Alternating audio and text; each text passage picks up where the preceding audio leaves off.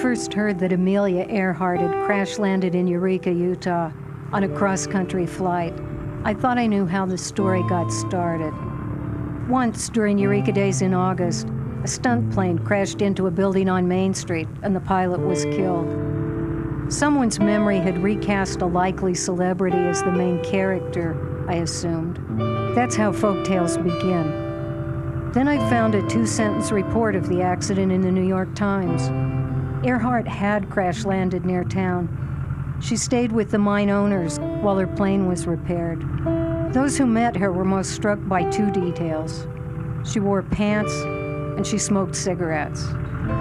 I landed in my great-grandfather's life the way Amelia Earhart landed in Eureka, abruptly, accidentally, like a visitor from another world.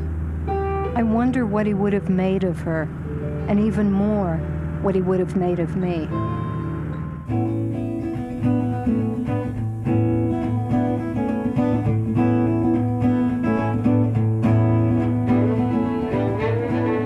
In August of 1992, I went to the Centennial Celebration in Eureka, 75 miles southwest of Salt Lake City. My great-aunt Elsie always said, "Go south to Santaquin and turn right. You can't miss it." Not long after you turn right at Santaquin, the road begins to rise into sagebrush-covered hills. As the sun warms them, the sage, cedar trees, pinyon pines, even the earth, release their scents like perfume into the dry air.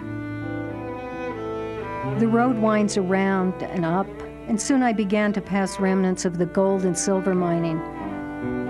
The hills are dotted with rusted machinery, and old head frames loom over abandoned mines.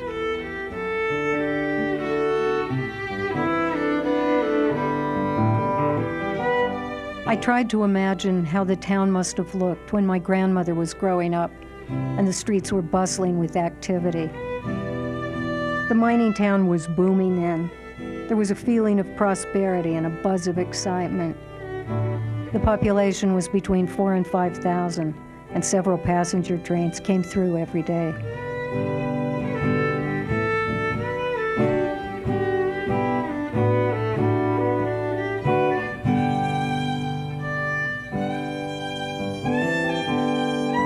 I could almost see Eureka as it had been when Elsie and my grandmother were growing up there. My grandmother, born in 1895, just 3 years before Amelia Earhart, had loved growing up in Eureka and seemed to have nothing but happy memories.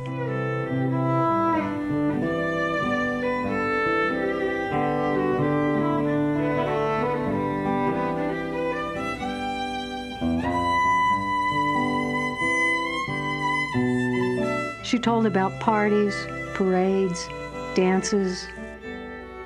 I remember we always had a big celebration for the 4th of July. We always had a big parade with the Goddess of Liberty on one float, Miss Utah on the other float.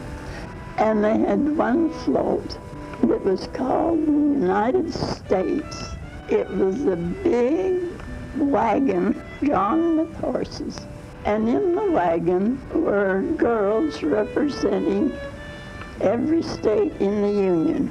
And they always had me representing Nevada because my name, unfortunately, was Goldie Nevada Deer.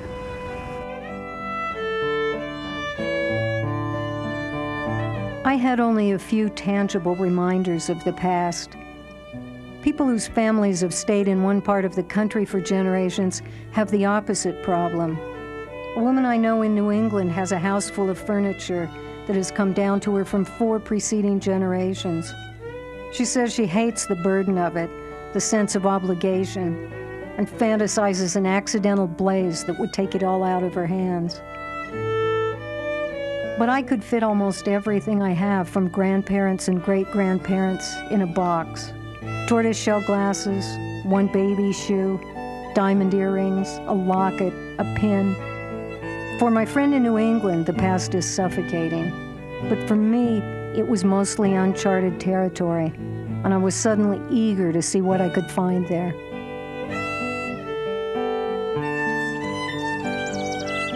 I found myself in Eureka almost 60 years after Earhart had been there.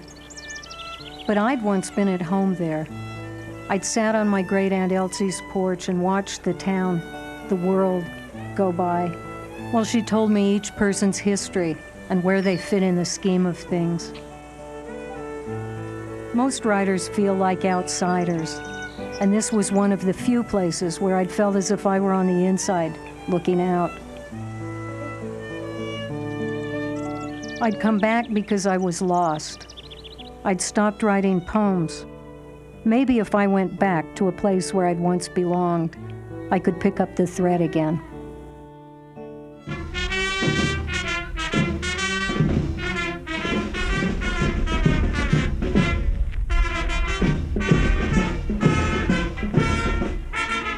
And indeed, when I arrived, the streets were lined with people. Residents, former residents who had brought their families to see where they'd grown up, even tourists.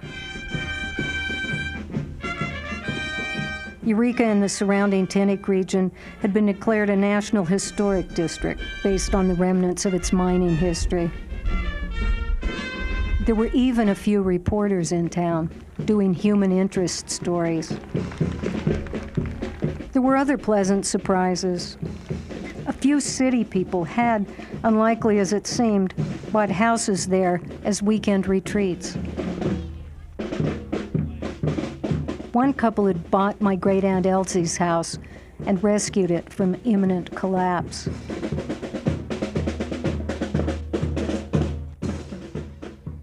I trailed slowly down Main Street, past the house that had been Mrs. Nash's beauty parlor, past the rusted tin shell of the Texaco station just below Elsie's house, and all the used-to-bes. That was the Merc, that the drugstore, the Star, past the Elks Club, past City Hall. A newly painted frame building turned out to be the old train depot from the edge of town, moved to the center and turned into a local history museum. Visitors swarmed through the place, and old-timers stood in front of pictures and displays, telling their children and grandchildren about the old days.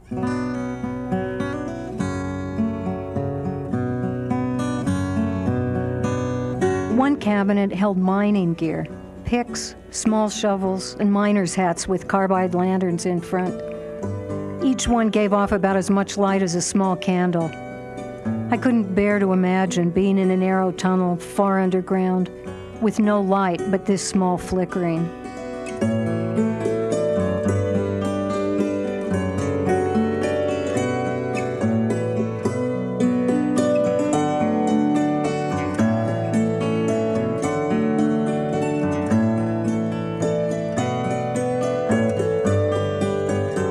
I looked at photographs for familiar faces, and sure enough, there was my Uncle Jack among the masons.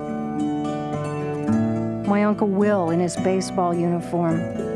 My grandmother and her sister in gym clothes, bows in their hair.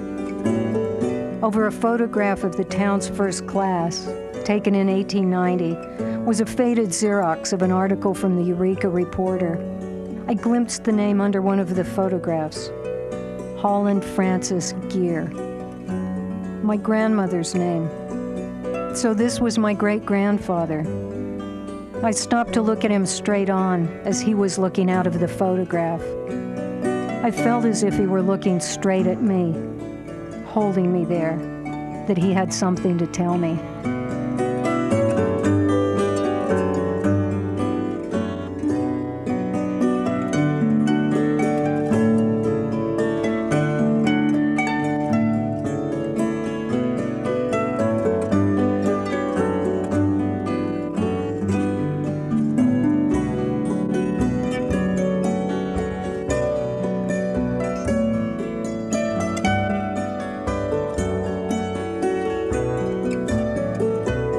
They headed into the unknown, crossed uncharted waters looking for gold.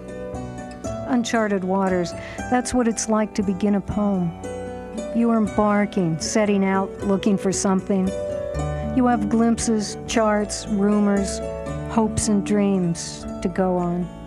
You're in search of something, but you don't know exactly what it is. You just set off to see what you can find. It's partly play and adventure, and partly serious, a matter of life and death. But you don't think about that part. You just go.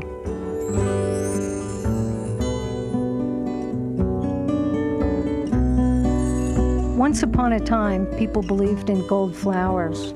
The plucking one could make you rich for life. They believed in golden fleece. Fairy tale maidens were ordered to spin straw into gold or lose a firstborn child. Alchemists looked for a way to turn drab base metals into gleaming gold. During the gold rush, it almost seemed to grow on trees.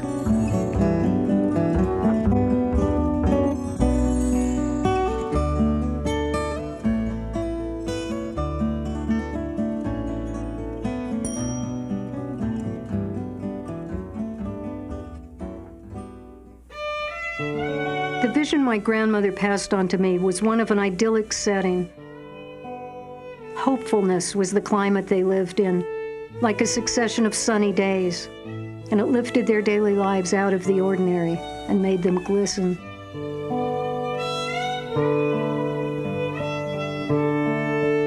The time had been brief and was long gone when a man could make his fortune by stumbling across gold nuggets in the open. Even during my mother's childhood, her father would go out into the hills and pan for gold on the chance of a find that could change their lives. And underneath it all, the fantasy persisted, not just of making a living, but of striking it rich.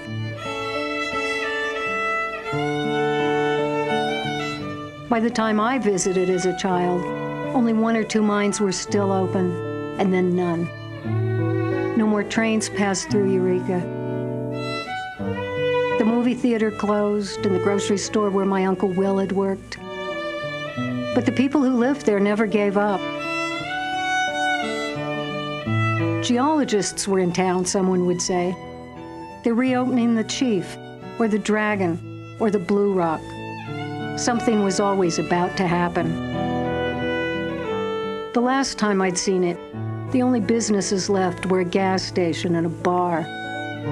According to a bullet-riddled sign at the edge of town, the population had dwindled to 713.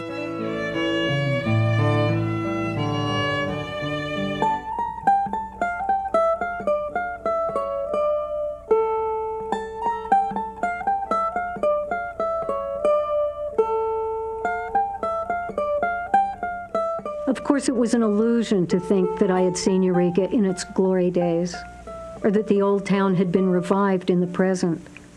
As I walked around now, I could see that some of the houses were gone altogether.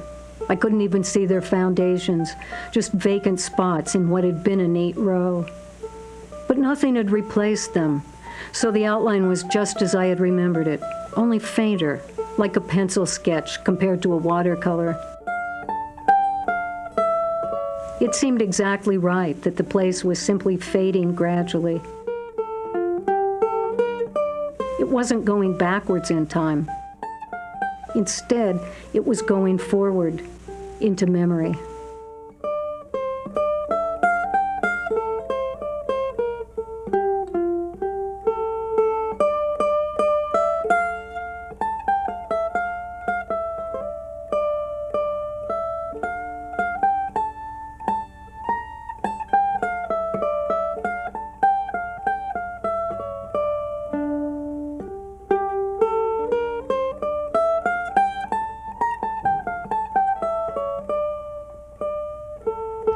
Soon after my grandmother's funeral, my mother and I were going through my grandmother's neatly ironed linens. And when I unfolded one, a small bundle fell out. Inside was a small piece of leather, a tiny shoe. When I put my finger inside to straighten it, I felt a small strip of folded paper. I pulled it out and read my grandmother's spidery handwriting. Sister Katie's baby shoe. Mother kept it all these years. It's about 87 years old now. Katie had died at 10 months of pneumonia, 5 years before my grandmother was born. So my great-grandmother had kept this small token of what she had lost and had given it to my grandmother. And now it was mine. It had come into my hands, and I had no intention of letting it go. The continuity it traced was so tenuous, the urge to maintain it so tenacious. I felt grateful to have it, but I also felt a terrific sense of responsibility. That's when I realized I had no one to pass the shoe on to. I'm not married. I have no children. What I took so eagerly I cannot give, except here. Here is Katie's baby shoe.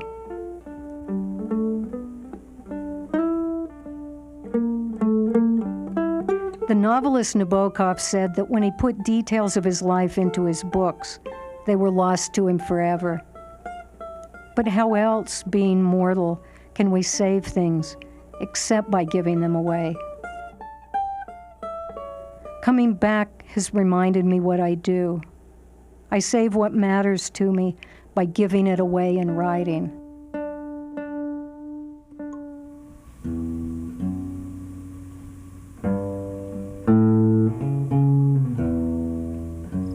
Common prayer. In Tintic Cemetery, the oldest trees are too scrawny for comfort. Dry air and dry earth suspend the process of dissolution. Blank wooden tablets and blank stones, but you could know your loved ones for 50 years by their hands and faces. One aunt here asked to be buried with a dish towel over her shoulder, but the relatives were too embarrassed. Visiting the dead is like a recurrent dream. We know our emotions before we get there. The wind blows dust in our eyes. We weep. For years I've been drawn only to the graves of strangers, colonists and desperados. Parlor sociology. What do I know from reading up and down the rows? What does it cost to be pained by each abstract loss? I go back as if to a room to remind myself what I was looking for, but I never remember. The last time I stood with family over familiar names and filled the jar with water and set the flowers out of the wind, I could not conceive why we had gathered there. Though we were pleased to be together, pleased by the light that time of day on the mountains.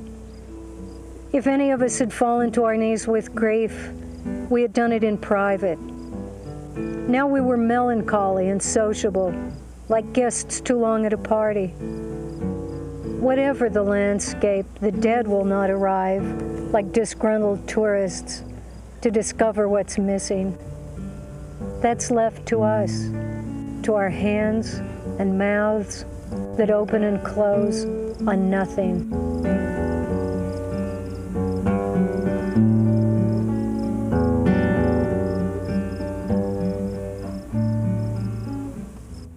Earhart spent just a few days in Eureka. The new parts arrived, her plane was repaired. She climbed into the cockpit and took off. The town got smaller and smaller and disappeared. Maybe she never thought of Eureka again. But in my mind, it shimmers like gold.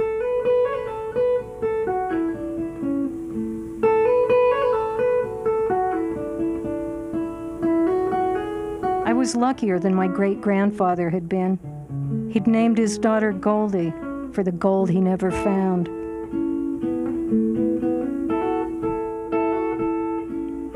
But I had found what I was looking for in Eureka, myself and my reason to be. I left home a long time ago, but the world is round. Maybe once you've gone far enough away from home, home is the vision that shimmers on the horizon. I blink in the sunlight. I think back. When I leave Eureka, I'm going home. leaving home, going home.